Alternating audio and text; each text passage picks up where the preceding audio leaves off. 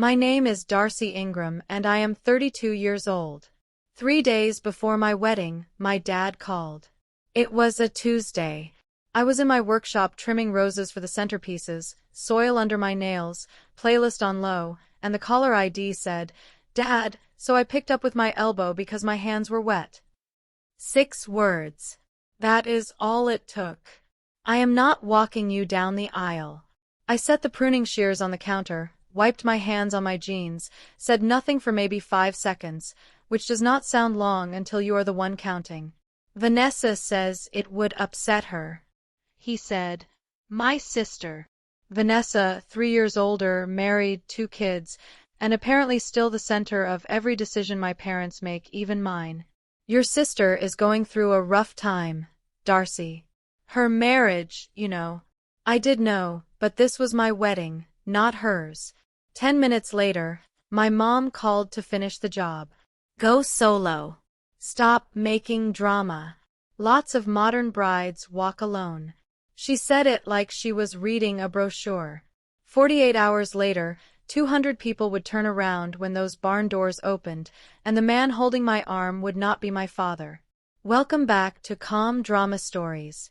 This is a place where we share real stories about family, boundaries, and the people who show up when it matters most. Drop a comment and be sure to subscribe. I grew up in Ridgewood, Connecticut.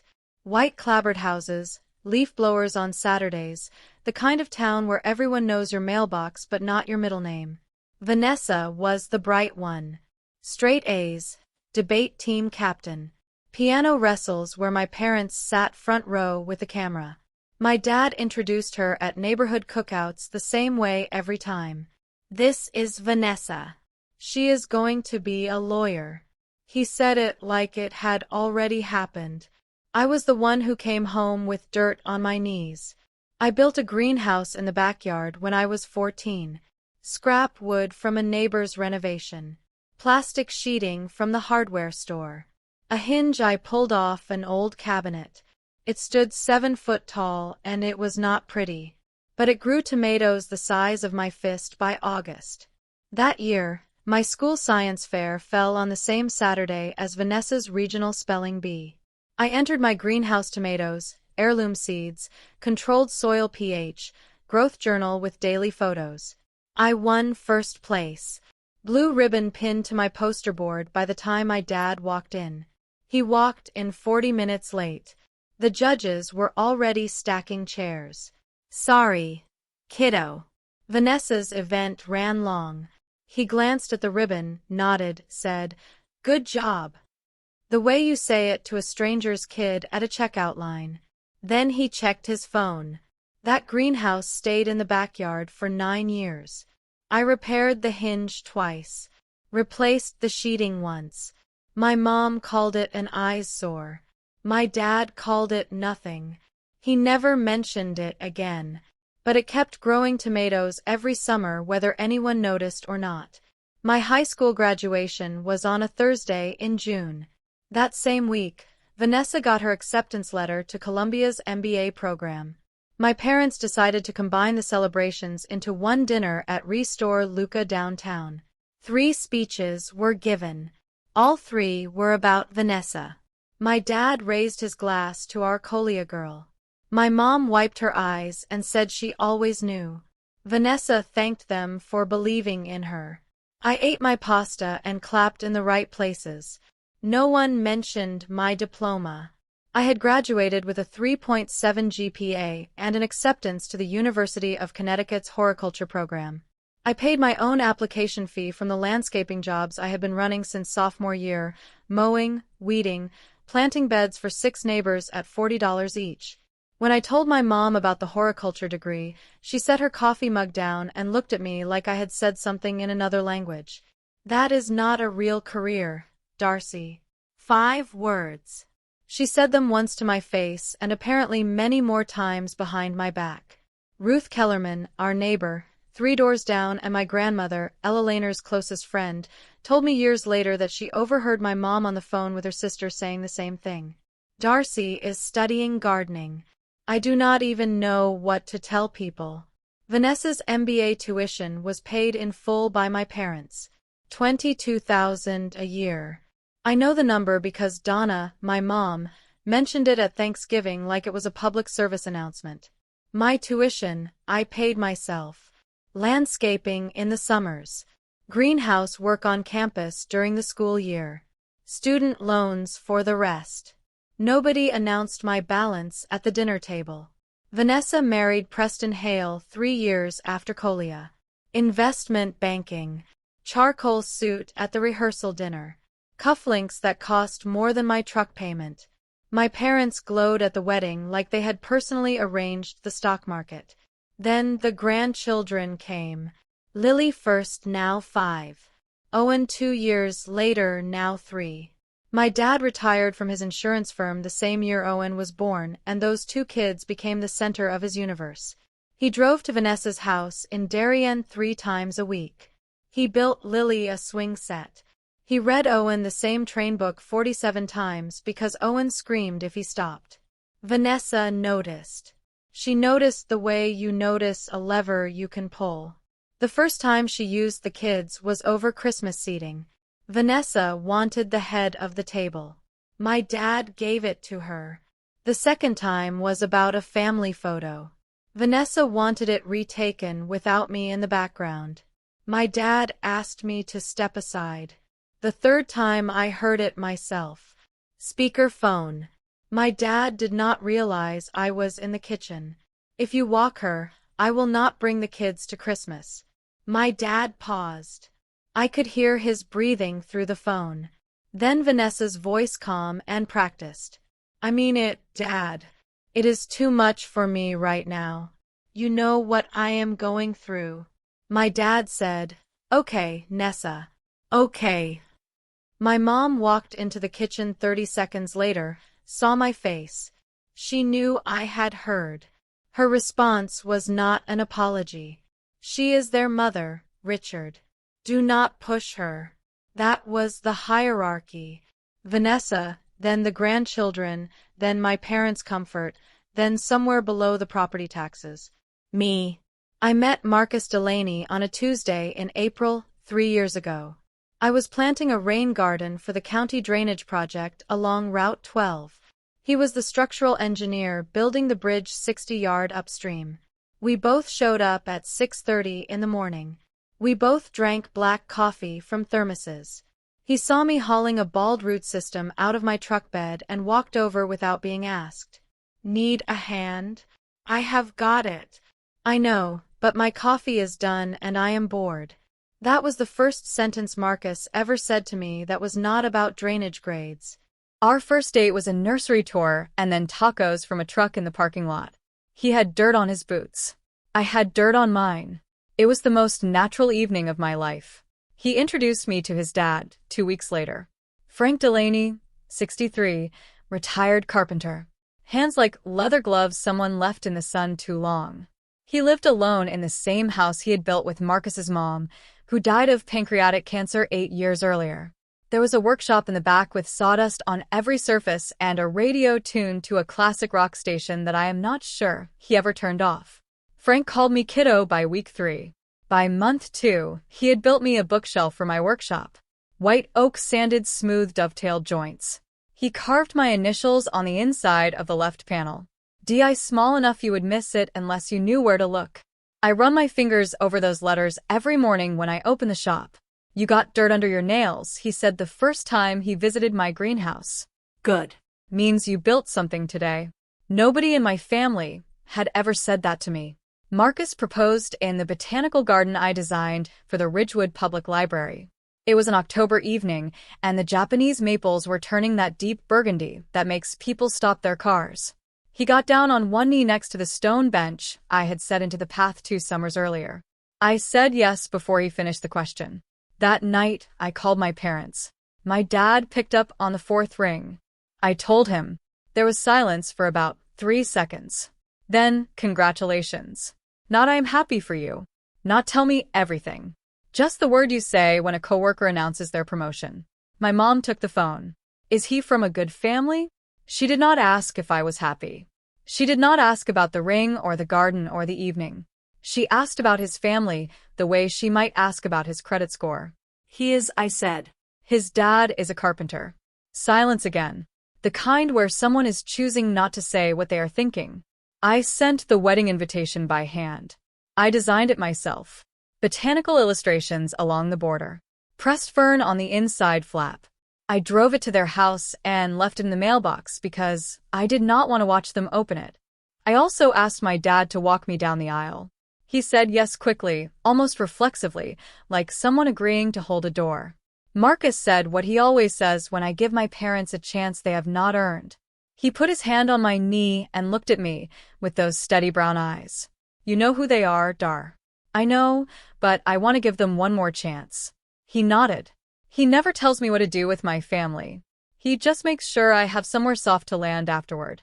The call came on a Tuesday evening, 3 days before the wedding.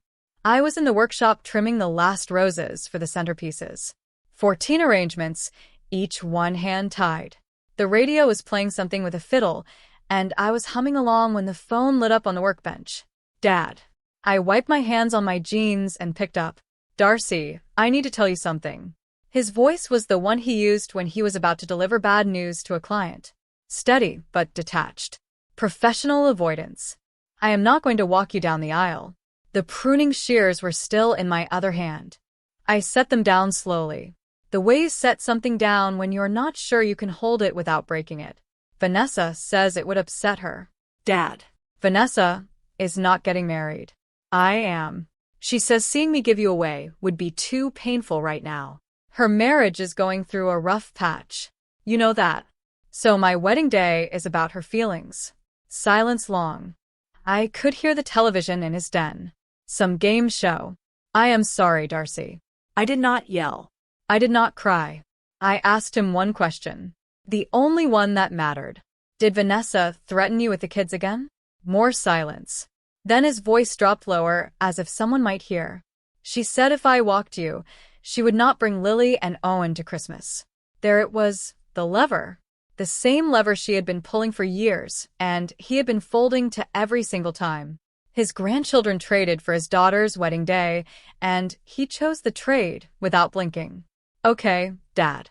Darcy, please understand. I said, okay. I hung up, set the phone on the workbench, picked up the shears, finished the 14th arrangement. My hands did not shake. I wanted them to. Shaking would have meant I was surprised. I was not surprised. I was just finally done pretending I might be. My mom called 10 minutes later. Right on schedule. Donna Ingram does not leave loose ends. Your father told you. Yes, Darcy. Do not make this bigger than it is. Go solo. Lots of modern brides walk alone. It is actually quite empowering if you think about it. She said empowering the way someone says organic when they do not buy organic. Mom, I asked Dad a year ago. He said yes. Things change. Your sister is hurting, and I am not. Pause. I heard her take a breath.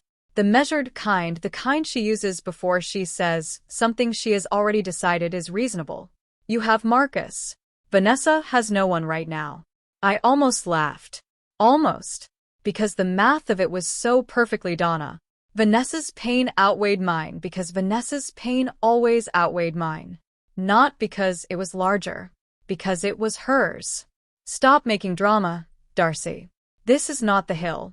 I hung up, walked out to the porch, sat on the top step. The October air was cold enough to see my breath, but not cold enough to go inside. I held my phone in both hands and stared at the garden I had planted when I moved into this house 4 years ago. Hydrangeas along the fence, lavender by the walkway, a dogwood I put in the first spring that was now taller than me. Marcus found me 20 minutes later. No tears, just sitting, holding the phone like it was something I was not sure I wanted to keep. He sat down next to me, did not ask what happened, did not say, I told you so. Just put his arm around my shoulder and waited. After a while, I stood up, walked through the workshop, stopped at the oak bookshelf Frank built me, ran my fingers along the inside panel, found the carved letters DI, traced them twice. Then I went to bed. Wednesday morning, 2 days before the wedding, Marcus made eggs, scrambled the way I like them, with chives from the windowsill pot he keeps alive for me, because I somehow managed to overwater indoor plants. while running a professional landscaping business. He set the plate down, sat across from me, waited. My dad is not walking me. I heard you on the phone. He poured coffee. What do you want to do? Not I will fix this. Not let me call them. Just what do you want to do? That is Marcus. He does not rescue. He stands next to you and hands you the thing you need. I do not want to walk alone. Then you will not. He took a sip, set the mug down, looked at me the way he looks at a structural plan, calm, focused, already 3 steps ahead. Dad has been practicing his tie knot since the engagement. I watched him YouTube it twice last Sunday. I smiled. First one in 12 hours. I cannot ask Frank to do that. It is too much. Dar, that man built you a bookshelf he did not have to build. He drives 40 minutes to your shop on Saturdays to fix hinges you did not ask him to fix. He set a place for you at Sunday dinner 2 months after we started dating and has not removed it since. I stared at my eggs. He has been waiting. Marcus said he just did not want to overstep. The thought of it made something crack open in my chest. Not pain, something warmer. The realization that the person I needed had been there for 3 years, sanding wood in his garage, calling me kiddo, showing up for every single thing my own father had skipped. Okay, I said. I will ask him today. Jeanette called an hour later. My best friend, maid of honor, the kind of woman who tells you your hair looks terrible before a date and then fixes it in 90 seconds. She had run into Vanessa at the salon in Darien that morning. Same colorist apparently. Small towns have long arms. Your sister was there, Jeanette said. And she was not subtle. What did she say? She was telling the colorist about your wedding, how stressful it is, how it is making everything about Darcy again. I closed my eyes. Again, her word. She said, and I am quoting, Darcy always gets the attention now. Ever since she started that garden business, it is like the rest of us do not exist. I almost dropped the phone. Darcy always gets the attention. Me. The one who won a science fair to an empty chair. The one whose graduation dinner became a Columbia acceptance party. The one whose career was publicly labeled not real by her own mother. She also said, and I wish I were making this up, her little garden business is not even real work. There it was, the same sentence. Donna's words in Vanessa's mouth passed down like a family recipe nobody asked for. Jeanette's voice softened. She is not upset about the wedding, Dar. She is jealous. You have Marcus. You have your business. You have a life that does not need her to validate it, and she cannot stand it. I sat with that for a minute. Jeanette is right about most things, and she was right about this. Vanessa did not want my dad to walk me because it would hurt her. She wanted him to stay home because my happiness was something she could not control, and controlling the aisle walk was the closest she could get. I should tell you about Thanksgiving. Last November, Vanessa hosted because Donna insisted. Your sister has the bigger dining room. This was technically true. It was also beside the point. Preston sat at the head of the table in a shirt that probably cost what I charge for a full garden install. He checked his phone 11 times during the meal. I counted because I was seated directly across from him, and there was nothing else to look at while Donna talked about Vanessa's kitchen renovation. Vanessa was loud that night. Not the normal loud. The loud where you're trying to fill a room so nobody hears the silence underneath. She laughed at things that were not funny. She refilled glasses that were still half full. She touched Preston's arm twice, and he did not react either time. Then Lily said it. She was 5. She had mashed potatoes on her chin, and she said it the way 5-year-olds say everything clearly and without knowing what it means. Why does Daddy sleep in the office? The table went quiet. Preston looked up from his phone. Vanessa's face did something I had never seen before. It folded, not anger, not embarrassment. Something underneath, both of those. My dad cleared his throat and asked Owen if he wanted more bread, but I saw Vanessa's hands. They shook when she poured the wine. Small tremor, 2 seconds. Then she straightened up, smiled, and passed the cranberry sauce like nothing had happened. I understood something that night. Vanessa's marriage was not going through a rough patch. It was going through the floor. And instead of dealing with it, she was rearranging the furniture on top of the cracks. My wedding was just the latest piece of furniture she needed to move. Wednesday morning, 2 days before the wedding, I drove to Frank's house. He lives on a dead-end road off Route 9 in a town called Chester. The house is brown shingled, single-story with a porch he rebuilt in 2019 and a garage that smells like linseed oil and cedar. The radio in his workshop plays classic rock at a volume that suggests he believes Led Zeppelin should be experienced as a background presence in all human activities. He was sanding a rocking chair when I pulled in. Teak, beautiful grain. He was in his work apron, the one with sawdust permanently embedded in the fabric like a second texture. I stood at the garage door for a full 10 seconds before he looked up. "Hey, kiddo." He blew dust off the armrest. "Coffee is on inside." "Frank." He must have heard something in my voice because he set the sandpaper down immediately, turned to face me, wiped his hands on the apron. My dad backed out of walking me down the aisle. He did not say, "I am sorry." He did not ask why. He did not shake his head or offer an opinion about my father or my family or the situation. He just looked at me with those steady gray eyes, the same eyes Marcus has, and said 5 words. "When do you need me?" That is the sentence. That is the whole thing. No hesitation. No. "Are you sure?" No. "Let me think about it." The man was sanding a chair, and the next breath he took was offering to walk me into my future like it was already on his calendar. "Saturday, 1 o'clock. I will be there at noon." He picked up the sandpaper, started sanding again, then quieter. "Kiddo, I've been waiting for someone to ask." I cried in the car on the way home. First time all week. The next 48 hours moved like a current. Jeanette handled logistics with the calm efficiency of someone who has planned 3 baby showers and once organized a surprise birthday party during a blizzard. She updated the seating chart. The father of the bride's seat at the head table was reassigned. Front row center aisle, now labeled Frank Delaney. The seat my dad was supposed to fill. Marcus took his dad's suit shopping Thursday after work. Frank had a sport coat from 2011 that he swore still fit. Marcus sent me a photo from the fitting room. Frank in a new charcoal suit, looking simultaneously proud and uncomfortable. His rough hands sticking out of the pressed cuffs like they did not belong to the same outfit. Marcus texted underneath the photo. He asked me 3 times if the tie was straight. I wrote my vows that evening in the workshop. The oak bookshelf was to my left. Frank's initials project to my right.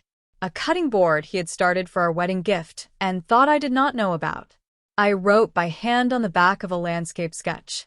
Crossed out lines. Rewrote them. Settled on something simple. My parents did not call Wednesday, did not call Thursday, did not text. I checked my phone twice Thursday night and then put it in the kitchen drawer. Marcus noticed. He did not say anything. He just made tea and left a mug on my nightstand. I did not tell my parents about Frank. They assumed I would walk alone.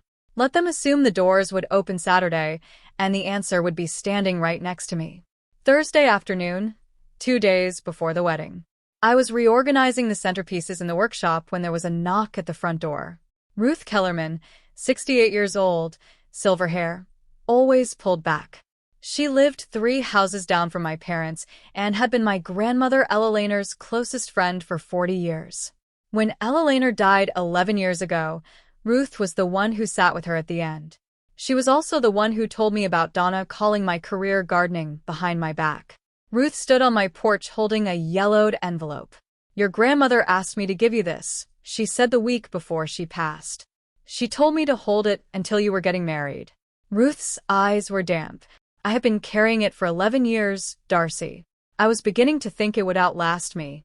The envelope was soft at the edges. My grandmother's handwriting on the front, just my name, Darcy. I opened it at the kitchen table. Ruth sat across from me and did not speak. The letter was short, 12 sentences. Ella Lehner had always been efficient with words. "Darcy, when you read this, you are about to walk into the most important room of your life. I wish I could be there. I wish I could tell your mother to sit down and let you shine. I wish I could tell your father to look up from whatever is distracting him and see you. But I know how that family works, so let me say what they will not. You have always been the one who builds. From that greenhouse to whatever you are building now, you make things grow where nothing was. Do not wait for them to see it. The people who show up are your real family. I love you. Build something beautiful." I read it 3 times, folded it carefully, placed it in the clutch bag I would carry on Saturday. Family is who shows up. Thursday night passed without a call. Friday the same. No text, no voicemail, no last-minute change of heart from Richard or Donna. Friday evening was the rehearsal dinner. Frank drove 40 minutes from Chester. He arrived 20 minutes early and helped the caterer move tables because he saw them struggling and could not watch someone carry a folding table incorrectly. 30 guests, all from Marcus's side, my college roommate Alexis, 2 women from the greenhouse workshop group I run on Saturday mornings for local moms, Ruth, Jeanette of course, and nobody from my family. The barn venue looked beautiful. Open sides, string lights, wild flower arrangements I had designed and grown myself. Lavender and Queen Anne's lace and late-season dahlia in copper vases I found at an estate sale in Litchfield. Frank stood up for the toast. He held his glass the way he holds a chisel firmly, like he means it. I am not a man of many words. Ask Marcus, he will confirm. Light laughter. But I will say this. 3 years ago, a woman showed up at my son's job site and hauled a root ball out of a truck like it owed her money. I liked her immediately. He paused, looked at me. I never got a daughter. God just made me wait a little longer. The room went quiet. Jeanette pressed a napkin to her eyes. Marcus put his hand on my knee under the table. Frank raised his glass to Darcy, who makes things grow. I looked at his wrist. Sawdust, just a trace caught in the fold of his cuff. He had come straight from the workshop. He always came straight from the workshop. That was Friday. Saturday was the wedding. That same Friday evening, 40 minutes south, my father sat in his garage. I did not know this at the time. Jeanette told me weeks later. She had a friend in Ridgewood who saw Richard at the gas station near his house, and they exchanged a few words. The friend said he looked like a man carrying something too heavy to put down and too painful to hold. He sat in the garage where he used to park his sedan on a folding chair looking at the wall. There was a photo on the pegboard. Me at 12 holding a tomato from the greenhouse, grinning like I had invented sunlight. He had hung that photo years ago and apparently never taken it down even though the greenhouse was gone. Donna made him dismantle it when I left for college. It is an eyesore, Richard. Donna came out to the garage at 9. Are we going tomorrow? Richard looked at her. I think we should. Fine, but we sit in the back. I am not going to let Darcy turn this into some kind of statement. Richard nodded. He opened his phone, typed a message to me. I am proud of you, Darcy. He stared at the screen for a long time. Read it back. Then deleted every word, locked the phone, and went inside. I did not know about the message until much later. But I think about it sometimes, not with sadness, more with a kind of tired understanding. My father is not a cruel man. He is a weak one. And weakness, when it sits in the same house as control, becomes cruelty by default. He went to bed without sending anything. Friday evening, 9:45. My phone buzzed. Vanessa, I heard you are not walking alone. Who is walking you? I looked at the screen, put the phone face down. Did not reply. 11 minutes later, Jeanette forwarded me a screenshot. Vanessa had texted her. Do you know who is walking Darcy tomorrow? She will not answer me. Jeanette's response was a single period. Nothing else. I loved her for that. Vanessa called my dad next. I know because Richard texted Marcus, not me, Marcus. At 10:15, Marcus showed me the message. Vanessa is upset. She thinks Darcy is bringing someone to walk her to embarrass us. Maybe we should not go. Marcus typed a response and then deleted it. Typed another one. Deleted that too. Then he set the phone down and looked at me. Your dad just asked if we are trying to embarrass them. At my own wedding. That is what he said. I took a breath, held it, let it go. Donna called Richard back. I found this out later from Ruth, who had contacts I will never fully understand. Donna told Richard they were going. I will not give her the satisfaction of saying we were not there. Classic Donna. Attendance as a strategic position, not an act of love. Then Vanessa's final text of the night to my dad forwarded later by the same Ruth network. If you are going then I am coming too. So that was the setup. Saturday morning, a wedding, 200 guests, a carpenter in a charcoal suit, and 3 uninvited spectators in the back row who still thought the day was about them. Saturday. I woke at 5:15. The house was dark. Marcus had slept at Frank's. Tradition, he said, though I suspect it was mostly so. Frank would not pace the kitchen alone all night. I made coffee, sat on the porch. The garden was still in that early morning fog where everything looks like a watercolor someone left out in the rain. The hydrangeas along the fence were fading. Late October does that, but the lavender still held. Lavender always holds longer than you expect. My phone had 2 messages. Frank, ready when you are, kiddo. Tie is straight. I checked 4 times. Marcus, see you at the end of the aisle. I will be the one who cannot stop smiling. I looked at my hands. Calluses on the pads below my index fingers from years of pruning shears. A thin scar on my left thumb from a greenhouse repair gone wrong when I was 17. Soil under the nail of my right ring finger that I must have missed in the shower. These hands built a greenhouse at 14. They planted lavender and hydrangea. They dug beds for 6 neighbors at $40 each. They signed a business license, shook hands with clients, arranged 14 centerpieces for a wedding that my own parents could not be bothered to attend with grace. I finished my coffee, washed the mug, showered, dried my hair, pinned it up with a pearl hairpin Ruth had given me along with Eleanor's letter. It had been my grandmother's. I looked at myself in the mirror and saw exactly what I expected. Not a victim, not a broken daughter, just a woman with dirt-stained hands and a clear plan for the day. I picked up the clutch bag with Eleanor's letter inside, drove to the venue. The venue was a converted barn on a hill outside of Ridgewood. Open sides, cedar beams.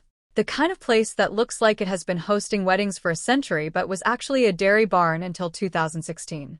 I had done the flowers myself. Every arrangement, wildflower bundles in copper vases, lavender, Queen Anne's lace, late doss, sprigs of rosemary, because my grandmother always said rosemary was for remembrance. The altar was framed with climbing cletus I had trained on a wooden trellis Marcus built. It smelled like earth in October. Jeanette was already in the bridal suite when I arrived. She had my makeup kit open and a mimosa in hand. You look like a woman who has been awake since 5:15. Close enough. Sit down. She worked quickly. Foundation, blush, a lip color she called quiet power that I am fairly certain she made up on the spot. Ruth arrived at 10 with a small velvet box. Inside a pair of pearl drop earrings. Your grandmother's, Ruth said. She wore these to her own wedding in 1974. Something borrowed, something old, both in one. I held them in my palm. They were warm, as if someone had just taken them off. Alexis and my 2 college friends arrived next. The 5 of us in the bridal suite. Jeanette fixing my hair. Ruth sitting in the corner with her hands in her lap like a woman who had been waiting 11 years for exactly this morning. No mother, no sister. Jeanette caught me glancing at the door once. Stop looking at that door, Dar. Everyone who matters is already in this room. She was not wrong, but it still stung. The way an old bruise stings when you bump it on something you thought you had moved out of the way. A knock at the door. 10:45. Jeanette opened it. Frank stood in the doorway in his new charcoal suit. White shirt, navy tie Marcus had picked out. His hands hung at his sides, still rough, still scarred from decades of wood and nails and things built for other people. He saw me in my dress and stopped. For a man who spends his life measuring cuts to the 16th of an inch, Frank is remarkably imprecise with his emotions. His eyes filled immediately, his jaw tightened. He blinked twice hard and then said, "Oh, kiddo, do not cry, Frank. I just got my mascara on." I am not crying. Sawdust gets everywhere. Jeanette laughed from across the room. Ruth smiled. He reached into his jacket pocket and pulled out a small wooden box. Walnut hand finished. Inside was a binaire, dried oak leaves, baby's breath wrapped in twine. Made it this morning. Figure flowers from a store would not feel right for you. I pinned it to his lapel. The oak leaves were from his workshop. Same white oak as the bookshelf. Same wood that had been part of my life for 3 years built into the walls of my daily routine. You look beautiful, he said. Then he corrected himself. No, you look strong. Nobody had ever said that to me on a day when I was supposed to look beautiful, and it was exactly the right word. He took a seat in the corner next to Ruth. The two of them sat there quietly. A 63-year-old carpenter and a 68-year-old retired teacher, like the most unlikely security detail in wedding history, waiting for the doors to open. At noon, I peeked through the curtain at the side of the barn. Marcus's side was full. Aunts, uncles, cousins, friends from his engineering firm. His cousin brought a toddler who was already asleep. His college roommate was adjusting a bow tie that looked borrowed. My side was smaller, but not empty. Ruth's seat was reserved up front. Alexis and the college girls were there. 7 women from my greenhouse workshop, the Saturday morning group, where I teach local moms how to start vegetable gardens. 3 landscaping clients who had become friends over the years. My accountant Gloria, who once told me my quarterly taxes made her proud. And then I saw the back row. Far right, 3 figures.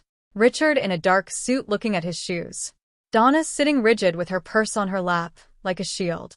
And Vanessa in a dress that was slightly too formal for an outdoor barn wedding, scanning the room with the expression of someone cataloging exits. They came. My stomach dropped. Not because I was afraid.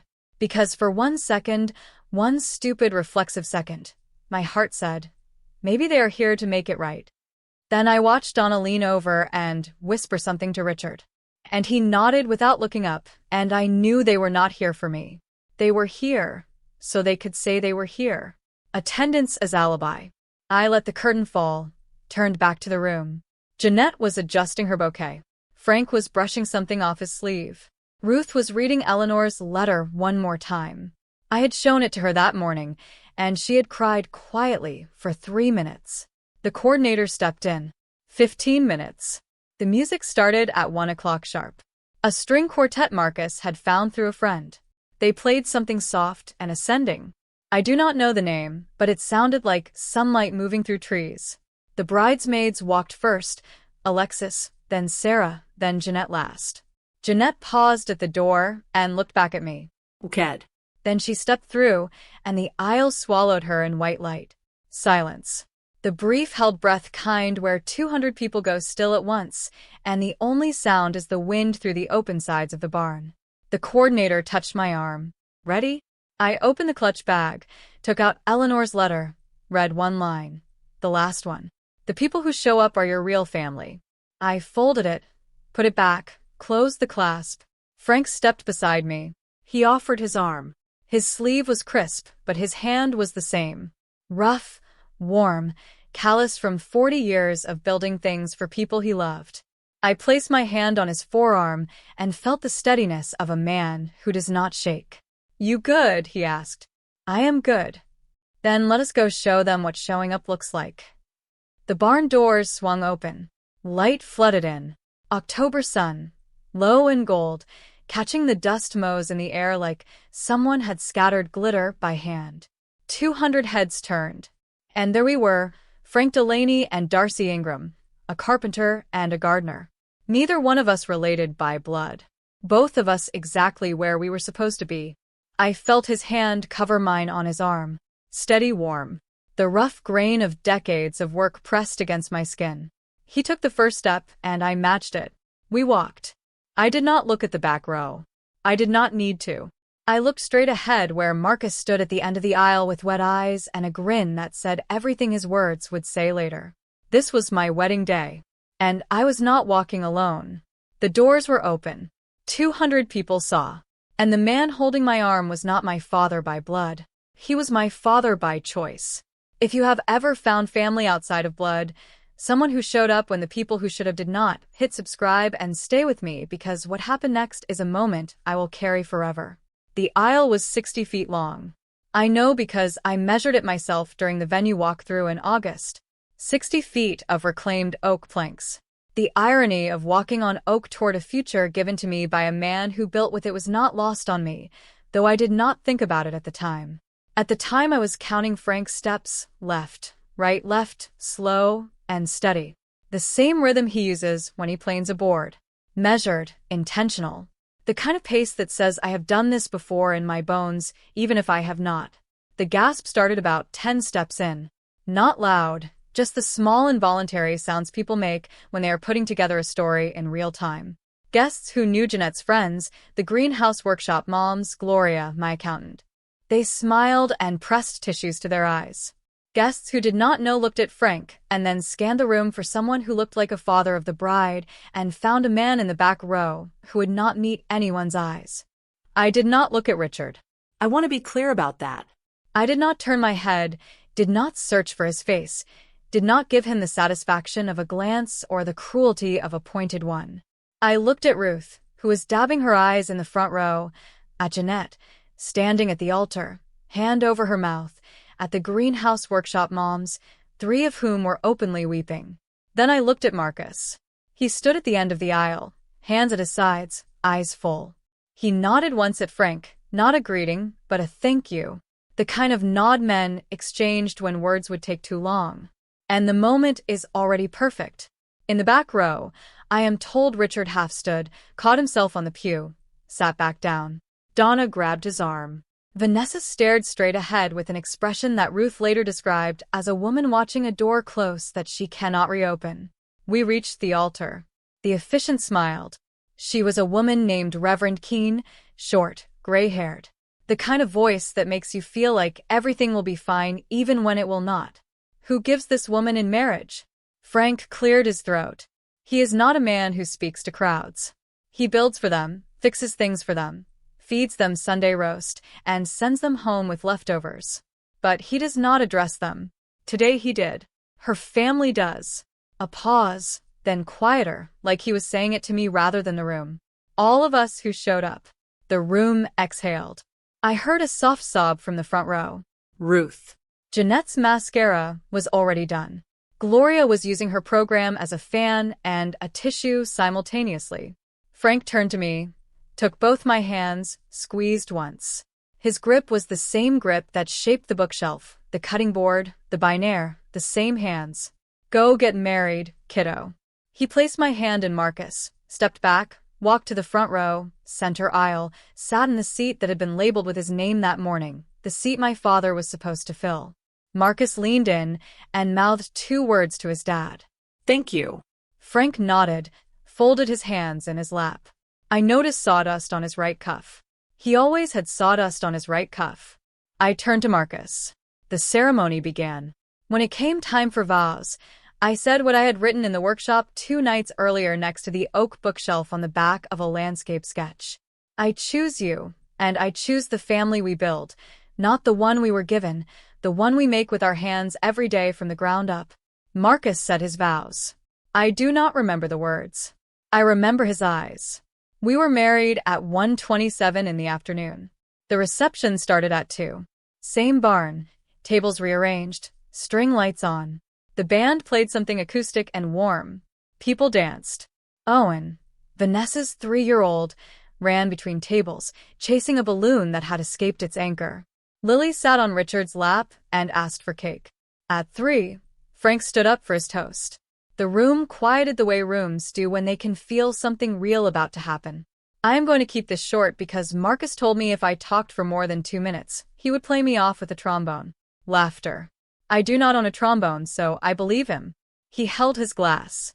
The first time Darcy came to my house for Sunday dinner, I had a fern on the windowsill.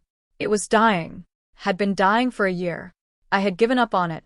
She walked in, looked at it, and within 10 minutes she had repotted it, moved it to a different window, and told me I was overwatering. He looked at me. I knew then any woman who saves a dying plant without being asked is also the kind of woman who will save a dying old man from eating alone every Sunday. Silence. Then the room broke open. Applause. Tears. Jeanette stood up and clapped until her palms were red. People started talking after the toast. Not to me directly, but around me. The way you talk at events when you want the person to overhear. She designed the garden at Ridgewood Library. You know, her company does the courthouse grounds. Have you seen them in spring? She runs a free workshop for moms every Saturday. My work speaking for itself. In a room full of people who came because they chose to while my own family sat at a corner table and said nothing. Richard found me at the dessert table. I was cutting into the lemon cake. My choice, not Donna's, when I felt someone step too close on my left side. I knew it was him before I turned. He smelled like the same aftershave he has worn since I was 7. Old Spice, the one in the white bottle. Darcy. I turned. He was holding a glass of water. Not champagne. Water. His eyes were red at the edges, and his jaw was doing the thing it does when he is trying not to say something that might come out wrong. That man. He did a good job. His name is Frank. Richard nodded. Frank. Yes. He did a good job up there. He did. Silence. Richard looked at the cake, at the table, at anything that was not my face. I wanted to say I am sorry. I looked at him. Not with anger, not with forgiveness. Just the flat, clear gaze of someone who has spent 32 years watching a man choose the path of least resistance. Sorry that you missed it, I said. Or sorry that everyone saw. He flinched small. The kind of flinch that only happens when someone says out loud what you have been thinking for 3 days. Before he could answer, Donna appeared, hand on his elbow, guiding him away the way she always guides him, firmly, like steering a cart.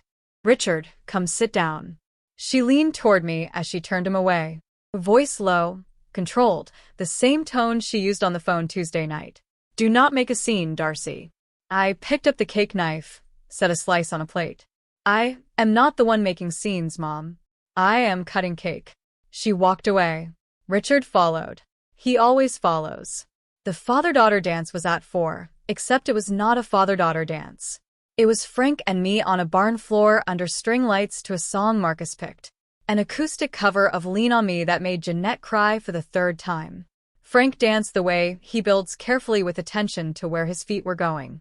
He held my hand in his and kept his other hand on my shoulder, not my waist, because Frank is the kind of man who respects a boundary even at a wedding. I step on feet, he warned. I know, Marcus told me. That boy has no loyalty. I laughed. The room laughed. 200 people watching a carpenter dance with a gardener and feeling something true underneath the music. At the corner table, Vanessa watched. Preston was not there. He had a work trip. Or that is what she told Donna. The chair next to her was empty, and she was gripping a champagne flute, like it owed her something. Ruth walked over and sat down beside Vanessa. Not hostile, not warm, just present. The way Ruth does everything. Eleanor would have been so proud of Darcy today. Ruth said. Vanessa looked at her. She would have been proud of both of you, Vanessa, if you had let her. Vanessa's eyes filled. She set the glass down, stood, walked to the bathroom. She was in there for 15 minutes. When she came out, her makeup was freshly applied, but her eyes were swollen, and her hands were still shaking the way they shook at Thanksgiving. I saw her cross the room from the dance floor. I did not go to her. I did not send someone after her. I kept dancing with Frank. Some doors close because you shut them. Others close because the person on the other side stopped holding them open. I did not see my parents leave. Jeanette told me later they slipped out around 5 between the cake cutting and the bouquet toss. The way you leave a party you were never really at. The drive home for Richard and Donna was 40 minutes. Ruth heard from a neighbor who heard from Donna's sister that neither of them spoke for the first 20. Then Richard said something. That man built her a bookshelf. Donna looked at him. What? In her workshop. Oak with her initials carved inside. Donna stared at the road. When was the last time we built her anything, Donna? No answer. The road between Ridgewood and their house runs along the reservoir. Flat water, dark trees, the kind of drive that gives you too much time to think. She did not even look at me, Richard said when she walked down the aisle. She did not look. She was looking at Marcus. She was looking at everyone except me, and she was right, too. Donna said nothing. Richard pulled into the driveway. Donna went inside. Richard sat in the car. The garage light was still on from Friday night. The photo of 12-year-old Darcy, with the tomato, was still on the pegboard. The greenhouse was gone. Donna made him take it down years ago, but the soil marks where it stood were still faintly visible in the lawn, even in the dark. Some things leave outlines even after they are removed.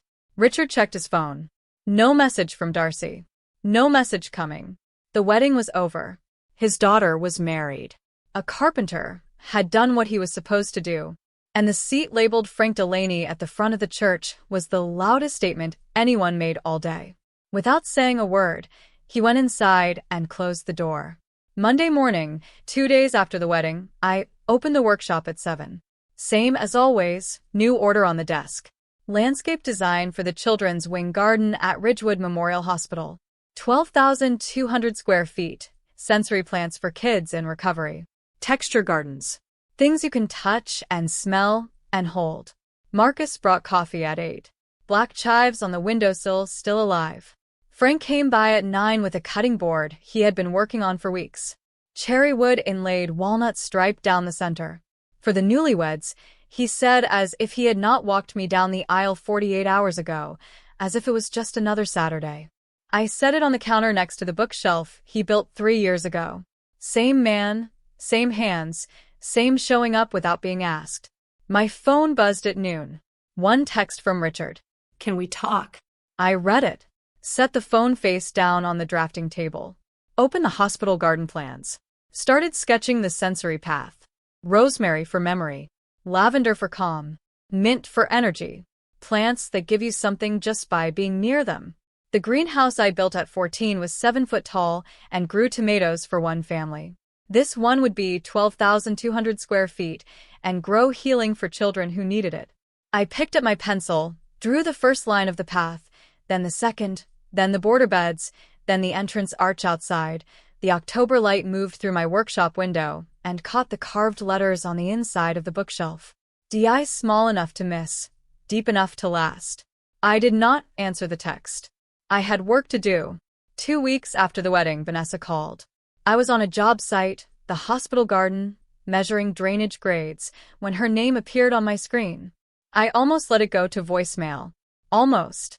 But something in me, some remnant of the girl who repaired the greenhouse hinge twice because she believed things could be fixed, made me answer. Darcy, I am here. Silence long enough that I checked to see if the call dropped. Preston left. I set down my measuring tape.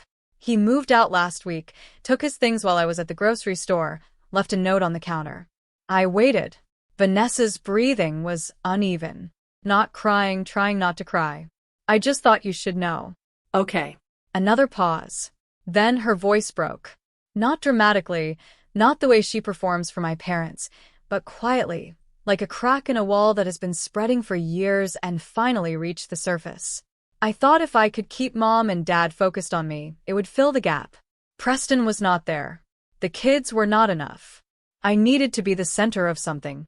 And my wedding was in the way. Your happiness was in the way.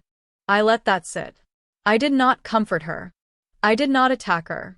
I stood on a construction site with dirt on my boots and held the phone and listened to my sister finally say the things she had been hiding behind manipulation for 3 years. Vanessa, I hope you find what you need. I mean that. But I am not your emotional cushion anymore.